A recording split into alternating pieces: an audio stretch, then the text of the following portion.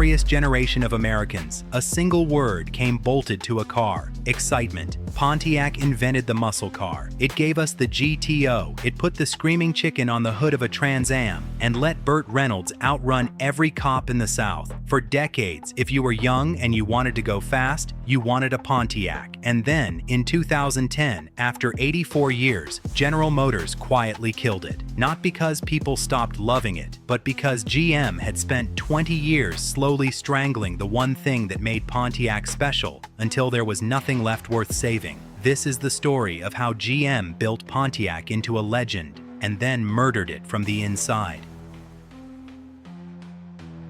Pontiac didn't start out as a rebel. It started as a role player. In 1926, General Motors created it as a companion brand to another division called Oakland, a car meant to slot neatly between the affordable Chevrolet and the fancier Oldsmobile. It was even named after a real Native American war chief, Pontiac of the Ottawa people. And it did its job well. Pontiac built solid, sensible, affordable cars for working Americans. In fact, it did its job too well. It quickly outsold the very brand it was created to support. Within a few years, Oakland was gone, and Pontiac had taken its place entirely. But being sensible has a downside. By the 1950s, Pontiac had a reputation as the reliable, conservative, slightly boring choice, the car your careful uncle drove. Sales slumped so badly that the brand nearly died before it ever became famous. Pontiac desperately needed an identity. It was about to get one that would change American car culture forever. In the late 1950s and early 60s, new leadership decided to rip up Pontiac's boring image and rebuild it around one idea: speed. Leading the charge were an executive named Bunky Knudsen and a brash young engineer you may have heard of, John DeLorean. And in 1964, they broke the rules, literally. At the time, GM had an internal policy that forbade its mid-size cars from carrying big engines. So DeLorean's team found a loophole. Instead of building a whole new model, they quietly offered a giant V8 as an option package on the mid-size Tempest, sneaking it right past the rulebook. They called it the GTO, a big, cheap car with a huge engine, aggressive looks, and enough power to scare its own driver. It's widely credited as the very first muscle car, and it lit a fuse under all of Detroit. Ford, Dodge, Chevrolet, everyone scrambled to build their own. The horsepower wars had begun, and Pontiac had fired the first shot. The GTO was such a phenomenon it even got its own hit song on the radio. Overnight, the boring brand your uncle drove became the coolest name in America. What followed was Pontiac's golden age. By 1968, the brand hit its absolute peak, selling close to 1 million cars in a single year and making up roughly 1 out of every 6 vehicles GM sold in the entire country. That year, the GTO was even named Motor Trend's Car of the Year. Then came the cars that turned Pontiac from a brand into a legend. The Firebird, and its meanest version, the Trans Am, the one with that unmistakable flaming bird spread across the hood. And in 1977, that black and gold Trans Am roared into a movie theater near you, with Burt Reynolds behind the wheel, outrunning every lawman in the South in Smokey and the Bandit. That single car sold itself to an entire generation. A few years later, another talking Trans Am would star as Kit on television. Pontiac wasn't just building cars, it was building icons. The brand summed itself up in 3 words that felt completely earned: we build excitement. Pontiac was young, loud, and cooler than anything else on the GM lot. And that is exactly what makes what happened next so tragic. Because the people who killed Pontiac weren't its rivals, they were its owners. Pontiac's death didn't happen in a bankruptcy courtroom. It happened in cost-cutting meetings over a period of about 20 years, one spreadsheet at a time. It started in 1984. To save money, GM reorganized the entire company and stripped Pontiac of its own engineering and design teams, folding them in with the other divisions. On paper, it was efficient. Why build 6 different cars when you could build one and slap different badges on it?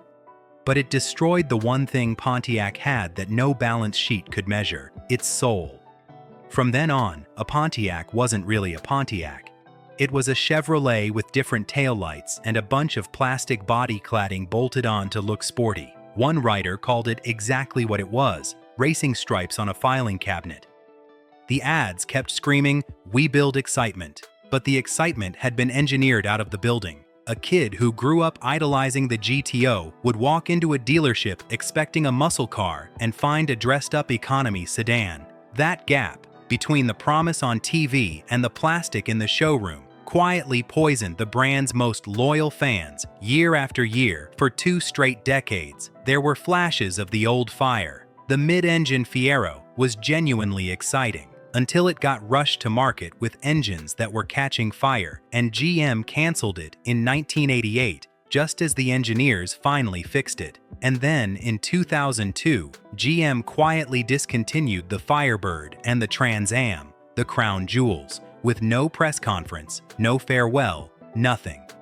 GM had emotionally walked away from Pontiac years before it ever made it official. And then, right at the end, something remarkable happened. GM finally remembered what Pontiac was supposed to be. In the mid-2000s, under product chief Bob Lutz, GM set out to turn Pontiac back into a genuine performance brand, the American answer to a BMW. They brought back the GTO name. They built the Solstice, a sharp little roadster people actually loved. And above all, they built the G8, a proper rear-wheel drive, V8-powered muscle sedan that critics adored.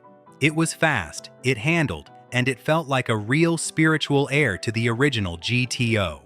For the first time in 20 years, Pontiac had its soul back.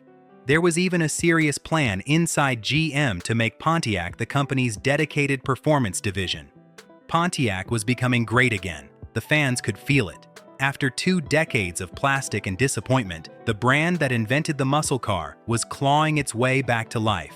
And that is the cruelest part of this entire story, because the comeback arrived at the worst possible moment in history.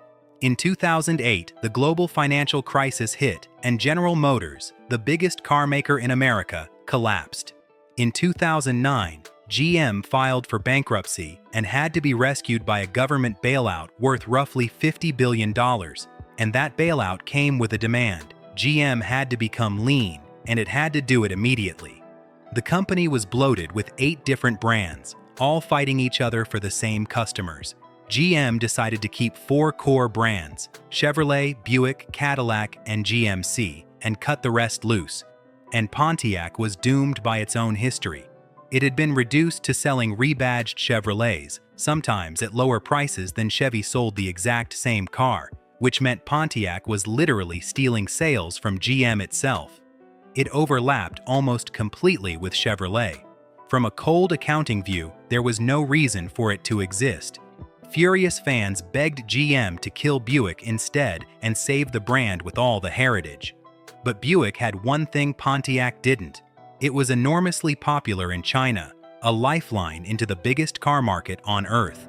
Pontiac had no such escape hatch. So in the spring of 2009, GM made the call. Pontiac, the birthplace of the muscle car, would be shut down, just as it was finally becoming everything its fans had begged it to be again. In May 2010, the very last Pontiac rolled off the assembly line.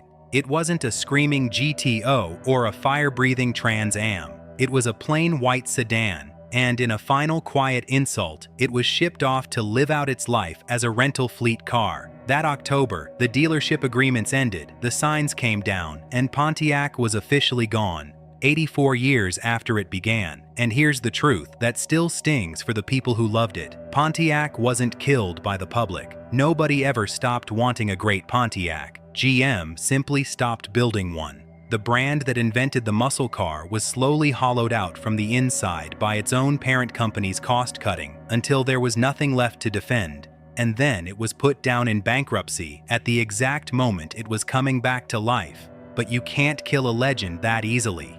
Today, the GTOs, the Trans Ams, and even that final G8 are worth more than ever, kept alive by fans who never forgot what those 4 words really meant.